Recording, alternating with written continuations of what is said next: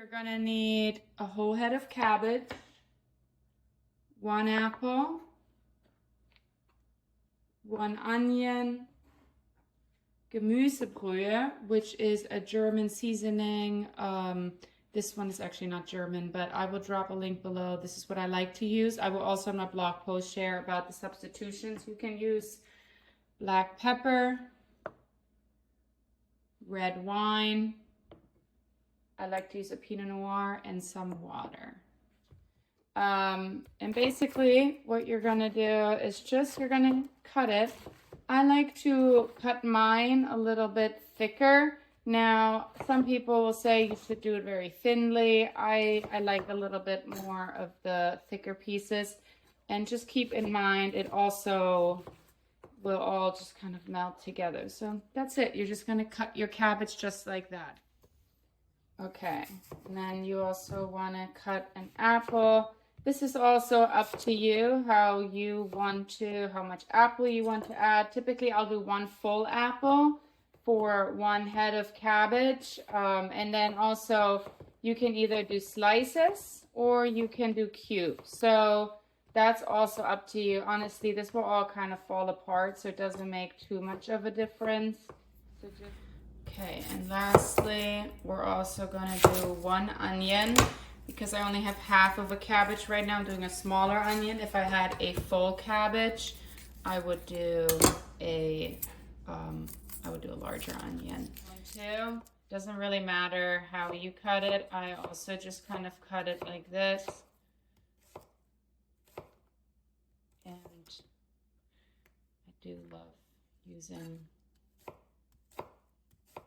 Now, when it comes to your cabbage, I like to keep it thick. Some people will slice it very thinly, so that's totally up to you. Okay, so what we're gonna do is we are going to just add the Gemüsebrühe to here. And this will be. Now, when you do use Gemüsebrühe, you don't want to add much salt because it is salty in and of itself. Okay, we're gonna start off by preheating our Dutch oven. You can also just use a regular pot, that's totally fine. I like to use olive oil just because I like to use healthier oils. I don't think it makes much of a difference, so we're gonna heat that up. I also forgot to mention, you do want to have 1 tablespoon of red wine vinegar or apple cider vinegar. Both work really well. My recipes, I'll often switch. If I have a lot of apples in there, I will use the red wine vinegar, and if I don't do too many apples, I'll add apple cider vinegar. All right, we're just gonna start putting the onions in. You don't have to wait till it's all hot. It's totally fine. And then we're also going to just add in the cabbage right away. All right, let's do the cabbage.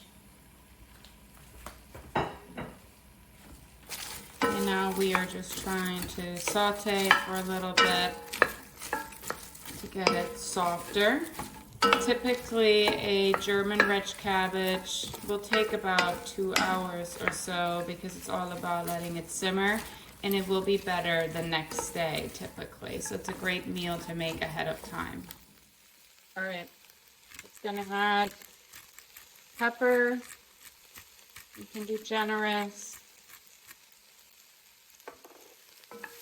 Remember, if you are using Gemüsebrühe or anything like that, we don't add really much salt. Otherwise, if you would be adding like veggie broth or anything like that, you definitely want to add salt also. All right, and now we're just gonna add our apples. All right, and we're just gonna stir these in. Now, at Christmas time, I like to add a little bit of rosemary. I also sometimes like to throw in a cinnamon stick, which is all optional, but I don't really like to do that right now.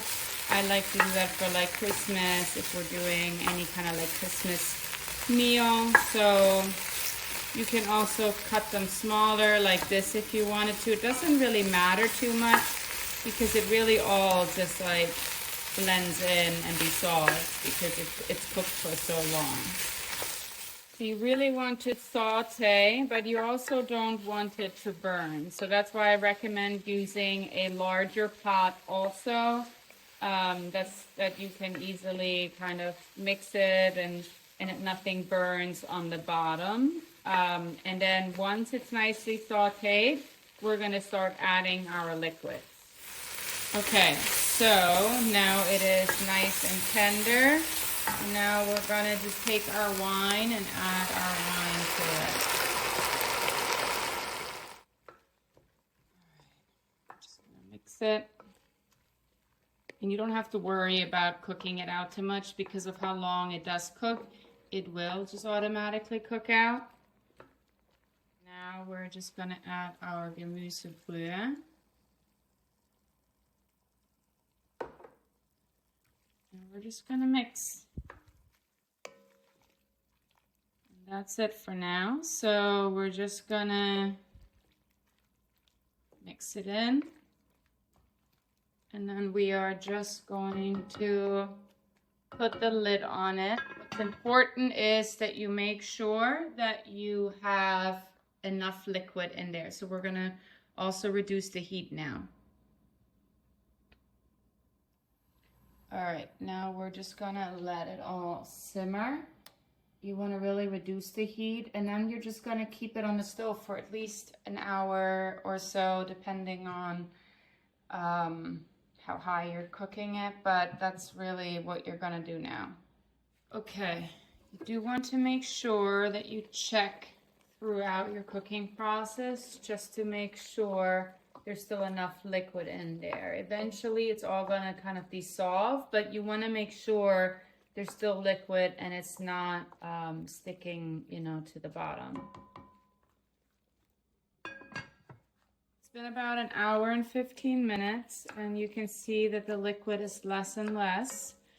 Now, what I would advise to do is, at this point, you kind of want to taste it and kind of think through, is there anything that you want to add? A little bit more salt? Do you want to add some cinnamon? You know, I mean, I would have done the cinnamon ahead of time. If you would like to add sweetness to it, I don't like to do sugar because I think just natural apples that are sweet is good enough for me. But if you like to add a sweetness to it and don't really like using sugar, I have used maple syrup before. I know that's not very traditional German, but I do like it. So you can see it's all nicely coming together now, and you can also see that the apples all dissolved completely.